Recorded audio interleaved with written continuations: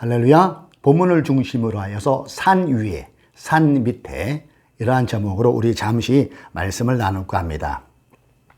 어느 날 베드로와 야고보와 요한은 주님을 따라 산으로 올라가게 됩니다.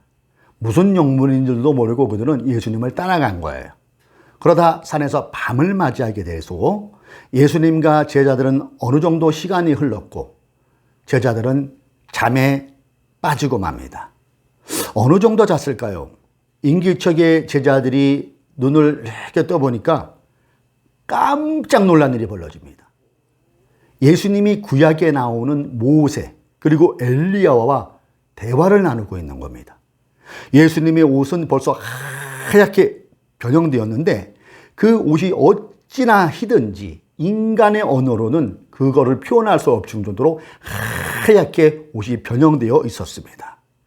마태복음에서는 예수님의 얼굴 또한 해처럼 빛난다고 기록하고 있습니다. 예수님의 해같이 빛난 얼굴, 거기에 새하얀 옷의 변형에다 양옆에 모세와 엘리야까지. 요즘 말로 대박입니다. 대박. 베드로, 요한, 야고보는 눈앞에 펼쳐지고 있는 이 상황이 너무나 놀랍기도 하고 무섭기도 하고 당황하기도 하여서 어쩔 줄을 몰라 합니다. 마태복음의 기록에 따르면 이때 제자들은 공포에 휩싸여서 이렇게 엎드려 있었는데 주님께서 손을 대시어 그들을 일으키셨다고 기록하고 있지요. 그 순간 제자들이 고개를 들고 주변을 이렇게 둘러보는데 또 깜짝 놀란 일이 벌어집니다. 구름이 제자들을 확 감싸더니 하늘에서 소리가 들려오는 거예요. 이는 내 사랑하는 아들이다. 너희는 그의 말을 들어라. 세 명의 제자들은 다시 그 자리에 털썩 주저앉습니다. 무섭기도 하고 놀랍기도 하고 신비하기도 하면서 영광스러운 모습으로 서 계신 주님을 바라봅니다. 그리고 베드로가 덜덜덜 떨면서 이렇게 한마디 하죠. 라비님, 우리가 여기에 있는 것이 좋습니다. 우리가 초막 셋을 지어서 하나는 라비님을, 하나는 모세를 위해, 하나는 엘리야를 모시겠습니다. 여기서 라비는 스승님, 선생님 이러한 뜻이기도 하지요. 베드로가 얼마나 두렵고 떨리고 영광스러웠으면 자신과 자신들의 동료를 위한 초막은 생각지도 못한 겁니다. 그만큼 두렵고 떨리는 상황이었다는 것이겠지요. 그 후로부터 이 산을 일컬어 예수님이 변화된 산이라 해서 변화산이라고 하는데요. 학자들은 그 당시 지형적인 것을 참조해보면 지금은 이 변화산은 백두산 높이 정도, 약 2,800m 전후 높이 정도의 헬몬산이라고 추정하고 있습니다. 이렇게 헬몬산 능선을 타고 예수님과 제자들은 내려가고 있지만 제자들의 마음은 황홀했던, 영광스럽던 산 위에 여전히 머물러 있습니다. 몸만 산 밑으로 내려갈 뿐이지 그들의 마음은 여전히 영광스럽던 그 산 위에 머물러 있었다는 것이지요. 산길을 내려오시면서 주님은 세 명의 제자들에게 이렇게 말씀하십니다. 9절을 우리 함께 볼까요? 그들이 산에서 내려올 때 예수께서는 그들에게 명하시어 인자가 죽은 사람들 가운데서 살아날 때까지는 본 것을 아무에게도 이야기하지 말라고 하셨다. 어떻게 된 게 주님은 산 위에서 벌어졌던 영광에 대해서는 한 말씀도 안 하세요. 그 한 말씀도 안 하시면서 자신의 죽음에 대하여, 부활에 대하여만 지금 말씀하고 계신다는 거예요. 제자들의 관심은 계속해서 산 위에서 일어났던 주님의 변형된 모습, 엘리야와 모세와 대화하시던 모습, 영광 자체의 해같이 빛나던 주님의 모습, 하얗게 눈이 부신 옷에만 관심이 가 있는데 말입니다. 우리는 이 부분에서 제자들의 관심사와 주님의 관심사가 확연히 다르고 있음을 보게 됩니다. 제자들의 관심은 산 위에 있었어요. 그러나 주님의 관심은 산 밑에 있었다는 것입니다. 사복음서를 보면 주님께서 기적 사건을 벌이신 이후에는 언제나 그러하듯 주님은 이번에도 제자들에게 산 위에서 보았던 영광적 체험에 대해 입을 다물으라고 당부를 하십니다. 그렇지만 제자들은 산에서 변화된 주님의 모습이 내리에 꽂혀서 주님의 이러한 당부가 이렇게 익숙하게 들리지 않고 건성으로 듣습니다. 제자들은 부활을 알지도 못했고 경험하지도 못했고 그 말이 무슨 뜻인지도 지금 모릅니다.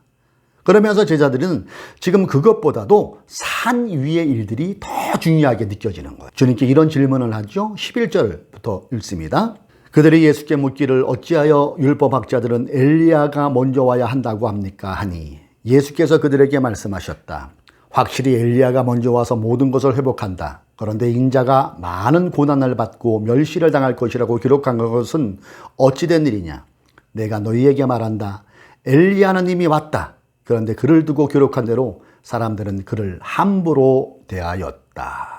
제자들이 엘리야가 먼저 와야 한다고 합니까? 라는 이 질문은 당시 서기관들이 가르쳤던 종말론으로 구약성경 말라기 4장 5절과 6절에 나오는 예언입니다. 예언의 말씀이에요. 보라, 여호와의 크고 두려운 날이 이르기 전에 내가 선지자 엘리야를 너희에게 보내리니 그가 아버지의 마음을 자녀에게로 돌이키게 하고 자녀들의 마음을 그들의 아버지에게로 돌이키게 하리라. 돌이키지 아니하면 두렵건대 내가 와서 저주로 그 땅을 칠까 하노라 하시니라.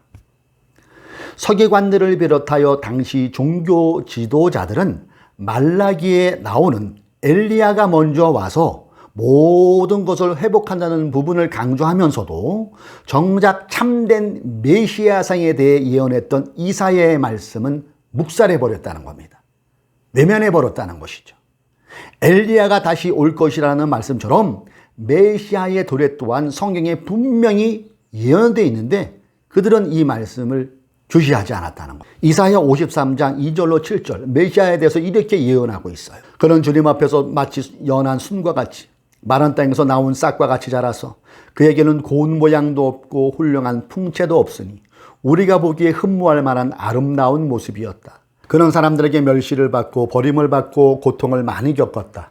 그는 언제나 병을 앓고 있었다. 사람들이 그에게서 얼굴을 돌렸고 그가 멸시를 받으니 우리도 덩달아 그를 귀하게 여기지 않았다.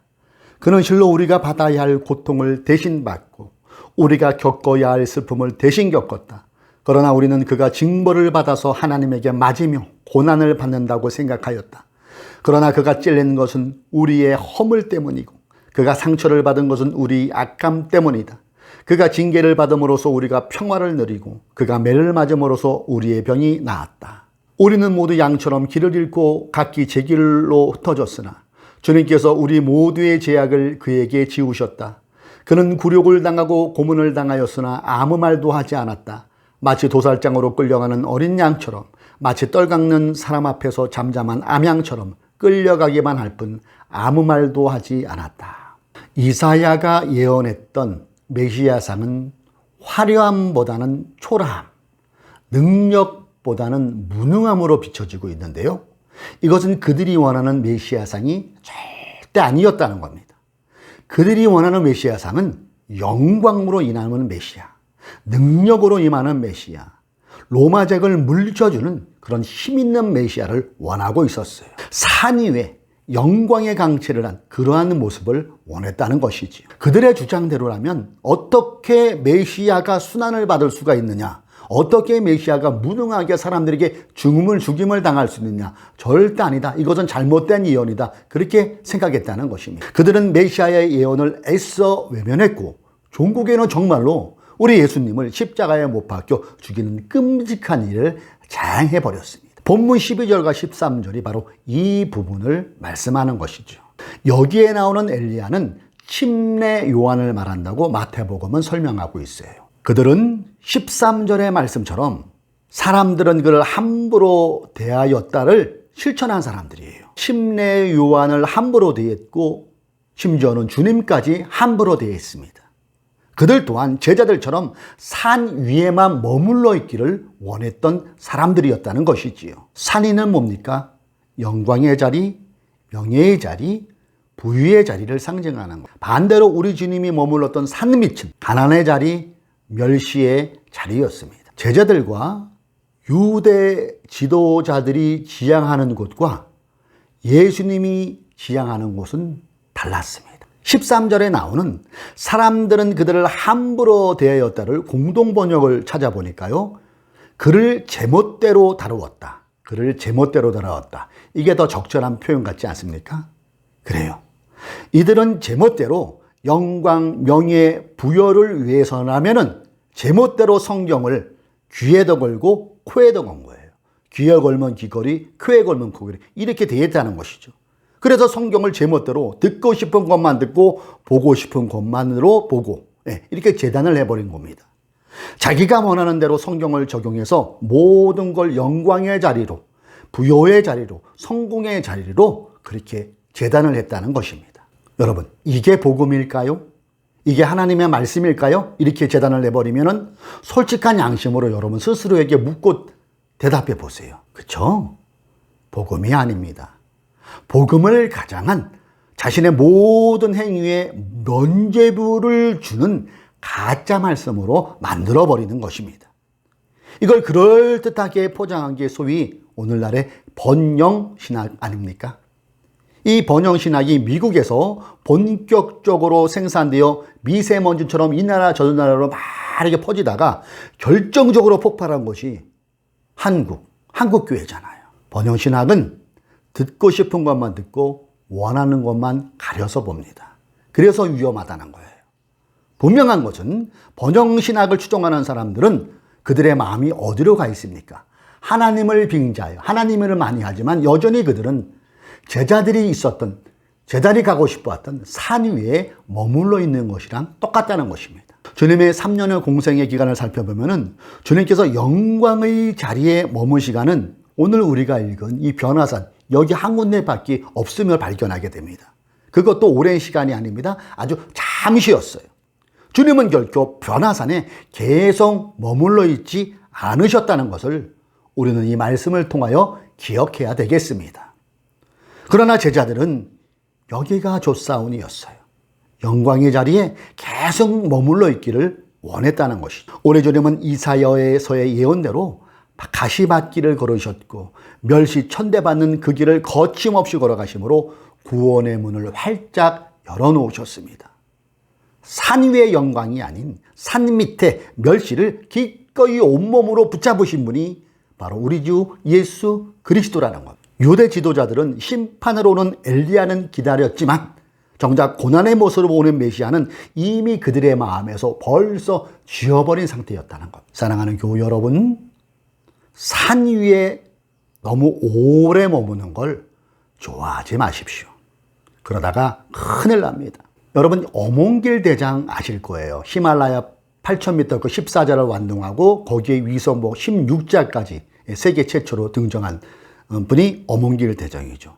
그렇게 죽을 고비 막 넘기면서 어몽길 대장의 정상에 올리면 거기 오래 머무를까요? 그렇지 않다는 거예요. 잠깐입니다. 몇 분 정도만 정상에 머문답니다. 죽음을 무릅쓰고 힘들게 올라온 정상이라면 좀 더 오래 있을 수도 있는데 그가 정상에 올라가서 하는 일은 두 가지잖아요. 품고 있던 태극기 정상에 꼽고 또 협찬한 협찬사 그 회사 깃발 정상에 꼽고 V자하고 손 높이 올리고 사진 몇 장 찰칵찰칵 그리고 얼른 내려옵니다. 죽음을 무릅쓰고 힘들게 올랐다고 거기서 텐트 치고 잘 생각 안 한대도요. 만약에 그러면은 큰일 나잖아요. 얼어 죽습니다. 얼어 죽습니다. 개인의 영광과 명예와 권력에 사로잡혀 국민을 탄압하고 역사 앞에 죄를 범하면서까지 산 위의 생활을 즐겼던 인물들은 지금도 떵떵거리며 우리 앞에서 잘 사는 모습처럼 보일 때가 많이 있습니다. 그러나 산 위의 자리가 마냥 좋을 수 없는 것은 그들은 여기가 좋다고 산 위에 계속 머물러 있다가는 얼어 죽는 사람이 될 것입니다. 훗날 역사가 그들을 냉혹하게 기록할 것입니다. 그리고 카이로스, 즉 하나님의 시간, 심판의 시간은 한치의 오차도 없이 그들에게 준엄한 심판으로도 임할 것입니다. 교우 여러분, 오늘 본문의 제자들처럼 우리의 마음 또한 산 위에만 머물러 있지는 않습니까? 영광의 자리에만, 대우받는 자리에만, 명예의 자리에만, 성공의 자리에만, 부요의 자리에만 우리의 시선과 마음이 머물러 있지는 않습니까? 그런데 우리가 주로 고백하는 예수 그리스도는 산 위에 계시지 않습니다. 이미 2000년 전에 벌써 산 밑으로 내려가셨습니다. 그리고 그곳에서 우리를 기다리고 계시다는 겁니다. 아직도 여전히 우리의 마음과 시선이 산 위에 머물러 있다면 오늘 말씀을 기점으로, 본문의 말씀을 기점으로 하여서 후를 털어버리고 주님이 계시는 산 밑으로 내려가 봅시다. 거기에 우리가 사랑하는 우리의 구세주 예수 그리스도께서 저와 여러분을 기다리고 계십니다. 그리고 7절 말씀을 통하여 하나님은 우리에게 이렇게 말씀하세요. 이는 내 사랑하는 아들이다. 너희는 그의 말을 들어라. 그래요. 하나님의 말씀을 들읍시다. 주님의 말씀에 순종합시다. 산 밑에는 주님의 시선이 머물렀던 우리의 이웃들이 있어요. 우리가 돌봐주고 나누어야 할 사람들이 산 밑에 있습니다. 함께 얽히고 설켜면서 살아가야 할 동료들이 산 위가 아니라 산 밑에 있대도요. 이제 우리는 그들과의 일상에서 복음을 풀어내며 그들과 그냥 살아가면 되는 겁니다.